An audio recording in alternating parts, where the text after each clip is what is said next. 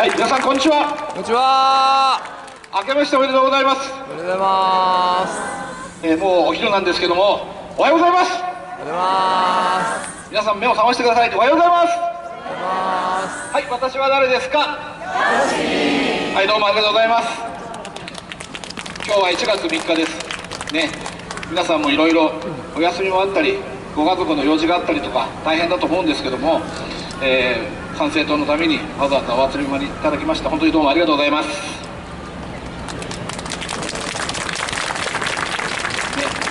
今日は2人の候補者ですね、今お話ししていただきましたけども、これからですね、春に統一地方選挙があります。でここで参政党の地方議員が数多く輩出されて、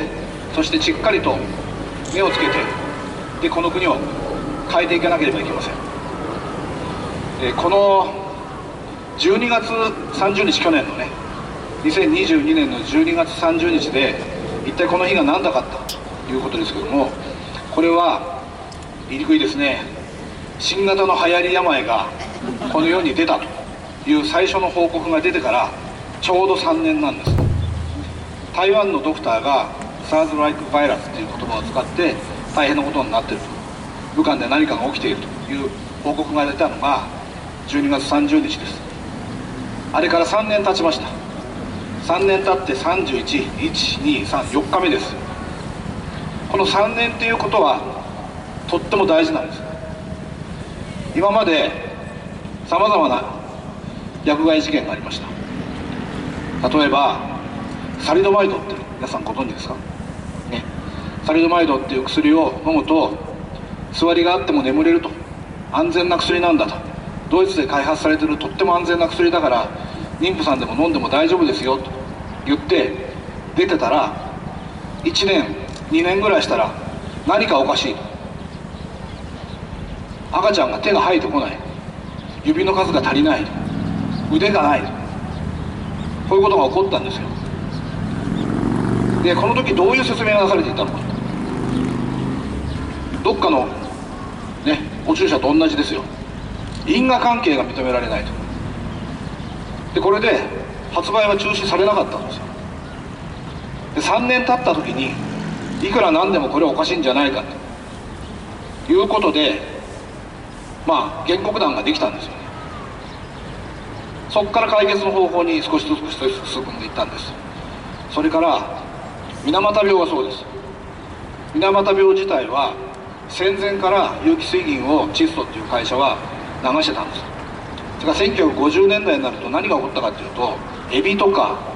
カニとか貝が絶滅したんですよ。取れなくなった。おかしい。で最初に痙攣とか麻痺っていうのが出始めたんですね。でこれでこの阿賀野川の流域にしかないから、これは風土病だと、チッソっていう会社とは因果関係がないって、因果関係が認められないと。ところが猫が同じ病気になったわけですよ。で人間と猫だけがそこでできるね風土病なんてないですよ。でそれで結局は調べたら、これは有機水銀の中毒だったっていうのが分かって、ちゃんと法廷闘争になるのに同じく3年かかってるんです。スモンっていうのもそうでした。鳥取県のこれも同じです。これも同じで、これ実はね、それこそね、皆さんねウィキペディアとかで調べてみてください。世界最大のお注射被害だって今でも出てるんですよ。でもそれは何十人単位なんですよ。でこれも同じだったんです。3年ぐらい経ったらどうもこれおかしいってなったんですよ。薬害映像もそうでした。でね、この3年が努力することによって1年とか2年になったことはないんですね。で3年が4年ぐらいの時もあるんですよ。だけどもこれはおかしいと、絶対こんなのおかしいんじゃないかっていう人がこう叫び始めてて、それがうまくいくと2年10ヶ月だったりとか、うまくいかないと3年6ヶ月だったりとかしてるんですけども、おおむね3年です。つまり民衆を騙すのって、それは3年を超えては無理なんです。で共通してることがあるんですよ。子供が死んだりとか、子供が重度の身体障害者になってもう治らないとかってなると目が覚めるんです。で結局今どういう状況か、今野木さんが言ってくれた通りですよ。超過死亡、2022年12月31日、まだ統計出てませんが、私の計算した予測時ではおそらく10万人です。10万人死ぬんじゃないですよ。年間約138万人ぐらい死んでたんです、ずっと。これが去年、一昨年は2021年は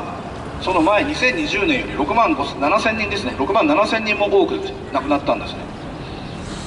6万7千人亡くなったのは戦後最大の数です。皆さんが経験した阪神大震災の時、それから東北大震災の時ですら5万人ぐらいだったんですよ。戦争もしてない、大震災もない、津波もない、台風も来てない。これで6万7千人も多く死んだっていうのは一体何なんですか。いまだもってわからないっていうのが政府の見解です。それよりもその6万7千人よりもさらに多く10万人死んでるんですよ。ということは一昨年比べてですよ、2020年に比べたら16万7千人死んでるんですよ。これは原子爆弾で亡くなってるより多いじゃないですか、皆さん。そうですよ。東北大震災の時だって5万数千人でしたよ。それ2回分以上ですよ。3回分近くですよ。それがわからないって言うんですよ。これね、科学的に正しいかとか正しくないかじゃなくって、いいですか、実際人死んでるんですから。死んじゃった人っていうのは生き返らないんだから。よくわからないけども何か人が死んでるっていうんだったら一旦やめるんじゃないですか、皆さん。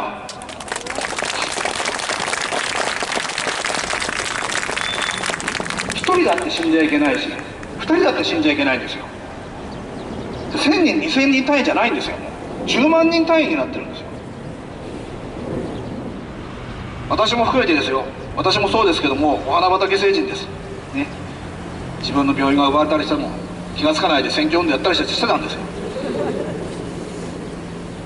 これどういうことなんですか。日本人は善意の心が本当に強い民族なんですよ。本質的に本当に優しいんです。ところがね、今起きてることってどういうことかって言ったら、善意の優しい心が悪意に加担してしまってるんですよ。それを利用してたくさんの方が亡くなってるわけです。心が優しくて綺麗であればあるほど人が死んでしまってるで、賢明な人間が気がついて説得すれば説得するほどあんたがおかしいというふうになってたんです。それがやっと去年の末ぐらいからこういう方たちがちゃんと実名で自分の顔を出して記者会見に出るっていう勇気を出してくれたから変わってきたんです。このこともずっと私予言してました。まず人がたくさん死ぬでしょう。次に女性たちが仕事ができなくなって自殺が増えるでしょう。そして子供の自殺も増えるでしょう。で最終的にはで死死類々と出るでしょう。それでも気がつかない。おそらくであろう3年ぐらいしてとっても嫌だけどもお子さんが亡くなりだしたらみんながさーっと目が覚めるんじゃないんですかって言ってましたけども、この最後のお子さんが亡くなりだしたまでのことは全部当たってしまいました。3年経って目が覚めるのも当たってしまいました。その次だけは当たってほしくないんですよ、どうしても。今日も小さいお子さん来てるけども誰だって死んでほしくないですよ。愛してる人がいたら、夫だったり妻だったりお父さんお母さんもそうだけどね、子供が死ぬほど嫌なことはないですよ。なんで誰も死んでほしくないんですよ。なんで親父だとかおふくろだったら死んでても諦められるけども子供だったらなんで諦められないんですか。心の傷の負うっていうそういうね研究があるんですよ。私歯科医師ですけども、苦しかったり辛かったりすると食いしばりとか歯ぎしりをするんですね。それでどのぐらい歯がすり減るかとかどのぐらい夜間グッてやってるかって筋力計測ってやると、一番辛いのがやっぱり子供の死なんですね。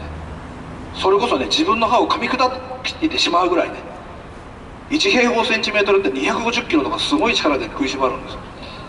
親の死とか伴侶の死はそこまで辛くないんですよ。そういう正しい科学的な統計があるんですけども、こういうことが起こり始めると多分気が付くんですけども、ぜひね、なんとかそういうことが起きてほしくないです。ただし、もう11歳未満のお子さんは2人亡くなってます。1人は調査中だっていうのが去年の12月確か16日だったかな、厚生労働省の報告書に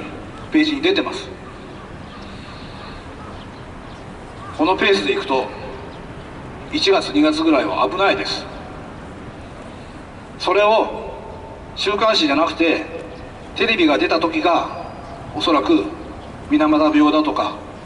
薬害エイズだとか、ね、サリドマイドみたいになるんじゃないかというふうに私は思ってます。ここにちゃんとこの問題がおかしいっていうふうに切り込んで言ってるのってね、他の野党やってますか？本来だったら立憲民主党だとかね、共産党だとかね、与党内野党である公明党なんかがきちんと言わなきゃいけないでしょ。これどこも言ってないですよ。ちゃんとこういう問題に切り込んで質問収書なんか出してるのは参政党だけじゃないんですか、皆さん。そうでしょ。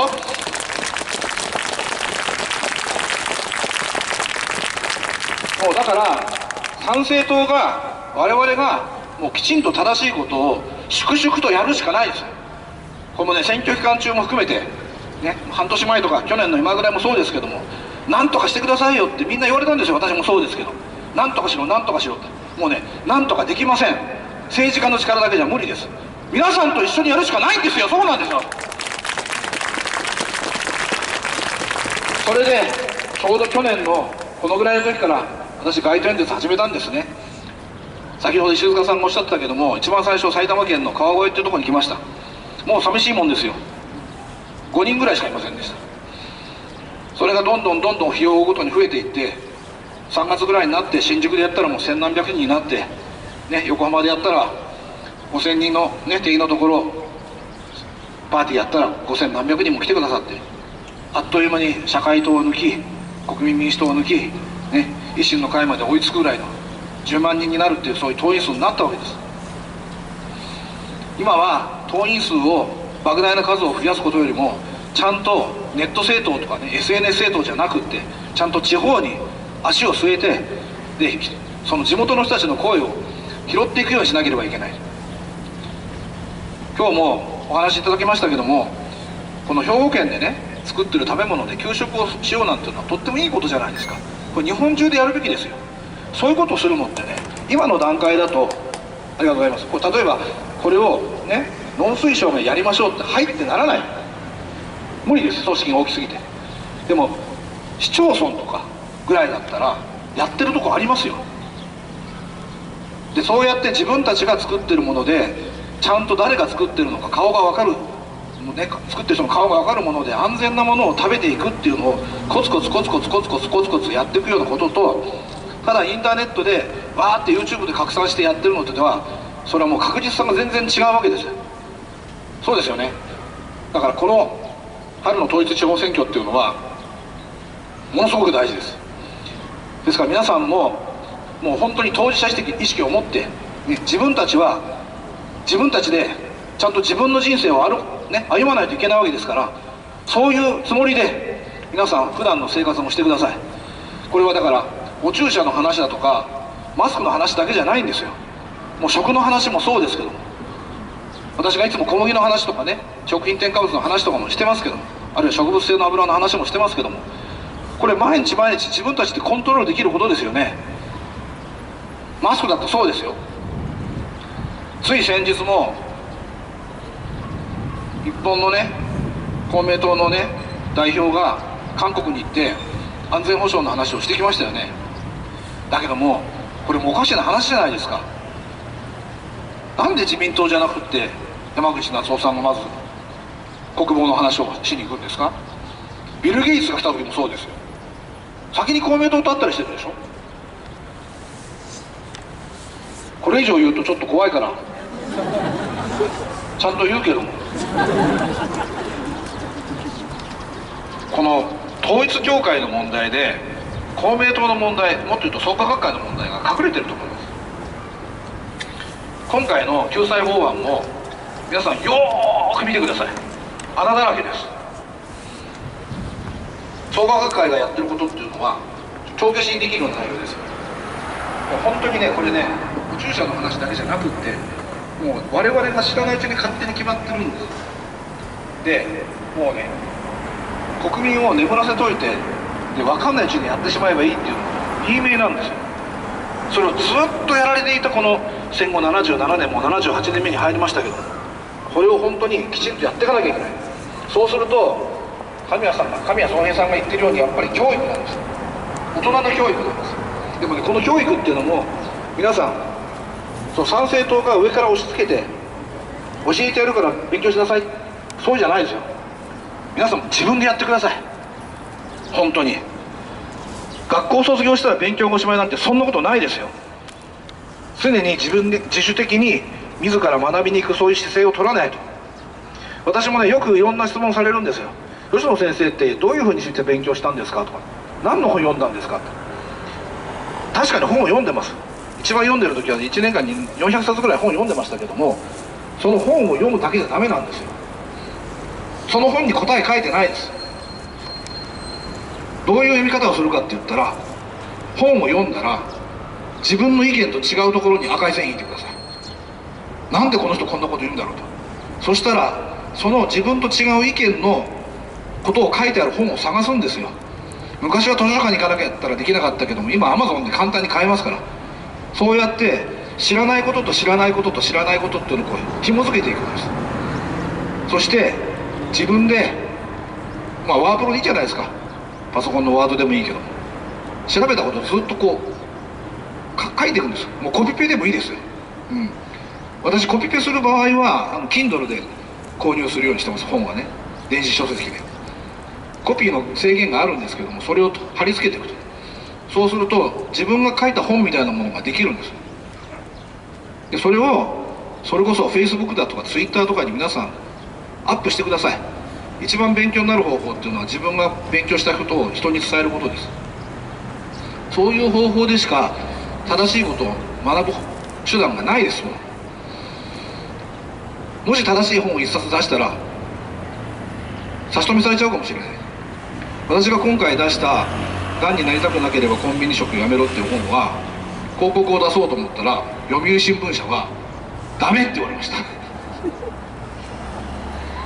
読売新聞にとって都合が悪いからでしょ。なので新聞に出てることが正しいっていう正しくないっていうのは、記事はおろか広告だってもう息がかかってるんですよ。皆さん、そのぐらいフェイクの世界で僕たち生きてるわけです。もうだから本当に自分たちで調べに行かなきゃいけない。でその中でもし何かいいことありませんかって言うんでしたら、参政党のね党員になった人は分かってると思うんですけども、音声メルマガっていうのが毎朝流れてきます。そこで私もそうですけど、マネさんとね聖書の話を対談してますけども、なかなかああいうこともねYouTube でも出てきませんよ。あれ本はほとんどないですよ。でその時々のことで、例えば騙されるなっていう回がありました。マネさんが言ったのはね、日本人だとまさか上の人が騙すかとかね、政治家が騙すかとか社長が騙すかって思わないけども、古代のユダヤ人、イスラエル人たちにとってみたら生き延びるために嘘つく人がいっぱいいたわけですよ。綺麗な心なんだけど騙されないっていうのが生きていくためにすごく大事だったんですが、もう日本もそういう段になりつつある、でもすでになってしまっていると言っても過言ではないです。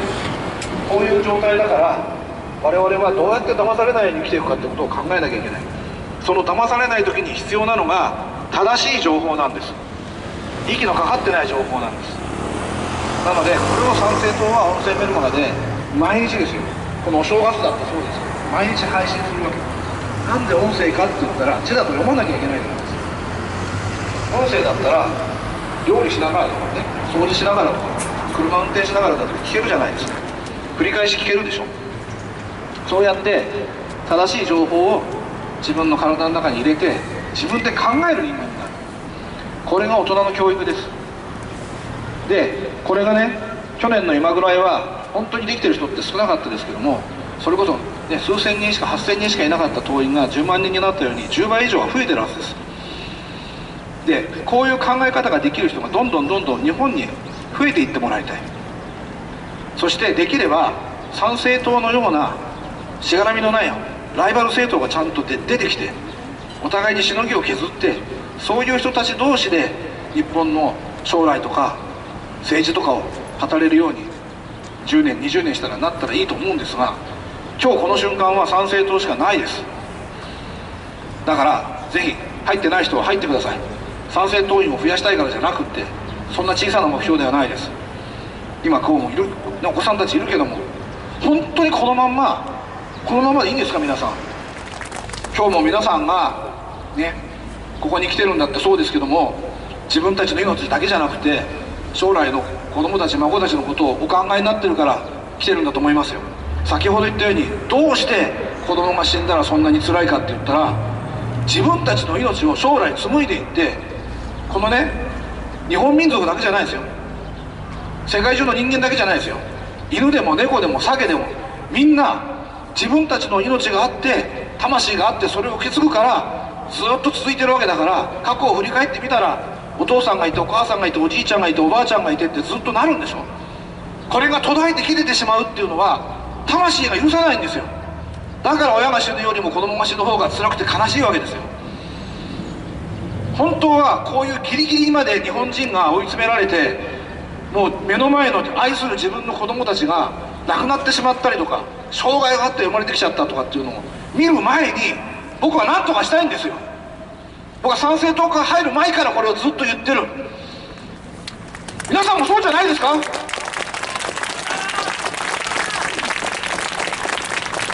もう残念ながら少なくとも3人は亡くなってるようですけども、これをできれば10人とか20人ぐらいで目が覚めてもらいたい。そんな10万人死んでるみたいなことにしたくないじゃないですか。お年寄りが死んでもね、確かに苦しいし悲しいし悔しいですよ、自分の愛する人が死んだのは。でも子供たちがバタバタ死んだら、悲しいを通り越して我々日本民族が耐えてしまったらどうするんですか。何のために一生懸命縄文人が苗を植えたの。世界で最初に木を植えたのは日本人ですよ。ずっと木を伐採して砂漠化してしまって、そして食べるのもなくなって物もなくなって、でどうしたらいいんだと。それで他の人たちを殺して食料の奪い合いをやってるっていうのが日本民族以外の全ての国の歴史ですよ。日本民族は、日本列島に来た人間はみんな日本人になっていいよと。で木を植えるから緑が豊かでしょ。その木を植えて育つまで50年以上かかる。縄文人の命は28年ぐらいしかなかった。自分の代ではこの木を使えないことが分かっていたってやるのは、それが子供や孫につながるっていうことが分かってるから、それでも木を植えたんです。自分のためじゃなかった。それを少なくとも3万5千年前とか5万年前からやってることは遺跡の調査で分かってる。そういう思いがずっと魂の中に入ってるから、それがなくなっちゃうっていうのは本当に辛くて苦しいわけですよ。目の前の自分の子供が亡くなるんだって、それはもう本当に辛いですよ。人間じゃなくて犬とか猫だって泣くじゃないですか皆さん。それ自分のお子さんが亡くなったことを考えてくださいよ。夫が死んだり妻が死んだってあんなに泣きながら記者会見で言ってるのに許せますか。交通事故じゃないんですよ。崖から落っこったんじゃないんですよ。親の意思でうちにしなさいって子供だから連れてくんだから。お母さんやお父さんが後になった時に無念なんていうのは、もう自分が生きてることだって耐えられないぐらい苦しいはずですよ。僕はそういうふうになってほしくないからずっとこういう話をしてるんだよ。だから皆さん本当に目を覚ましてもらいたい。これはもう学問だとか医学だとか、ね、感染症学だとか政治とかじゃないですよ。もう我々の魂の問題ですよ。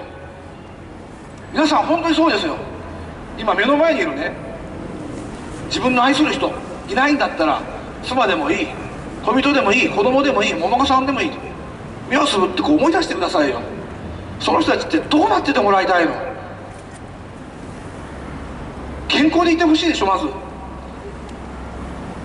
もちろん笑顔でいてほしいし、楽しく食事をしたりとか遊びに行ったりする、そういうごくごくごく普通の生活ができてる。これが奪われるっていうことは本当に大変なんです。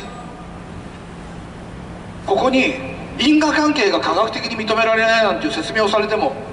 戻ってこないんですよ、平和な日々は。僕が言いたいのはそこです。だからどうか皆さんも、今日来てる人たちはもうほとんどの人が目が覚めてると思うからいいですよ。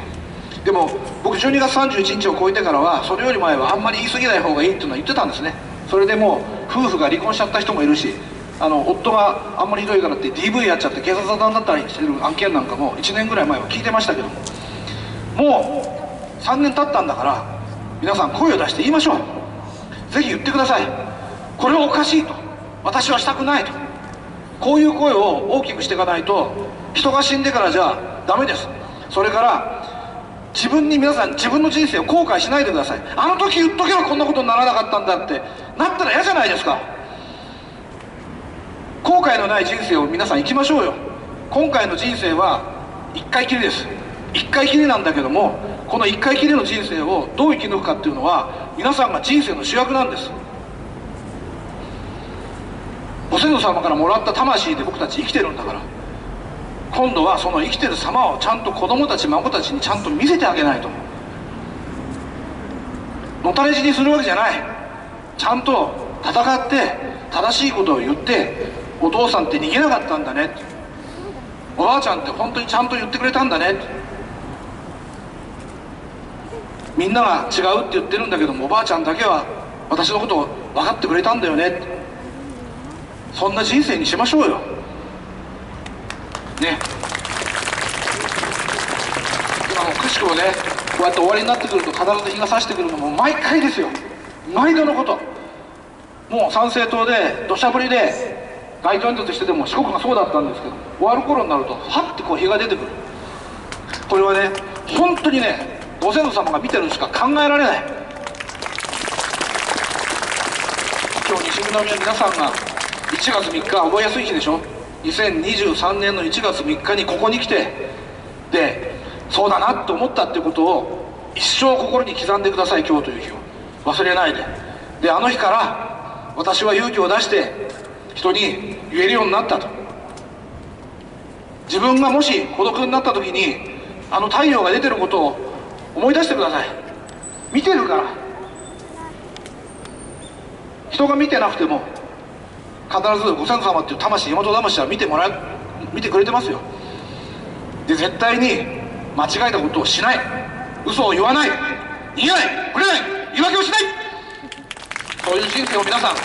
一緒に会いましょうよ。そうですよね。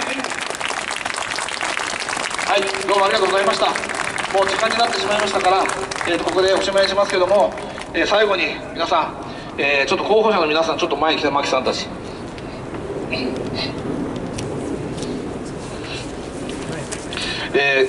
彼女たちはやっぱり勇気を持ってね